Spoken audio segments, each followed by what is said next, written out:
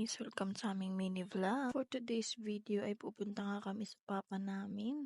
Tingnan niyo naman tong batang ito at ready pa nga. Hindi naman halata na tuwang-tuwa nga at makakalabas na naman. Pinaglakad ko lang siya saglit, maya-maya kinarga ko na rin dahil nga tumawid kami. O diba, napakabigat na bata. Maya-maya nakarating na rin kami dito, malapit lang naman din kasi yung shop. O diba, napakakulit sobra. Walang mapaglagay ng kanyang energy mga mi. Hinahayaan nga lang siya ng kanyang papa dito.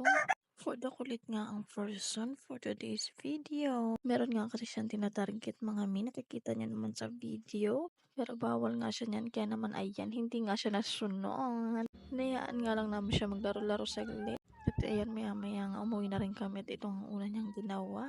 Siyempre, ang mga agaw ng laruan na hindi naman kanya. Wala nga magawa yung may-ari.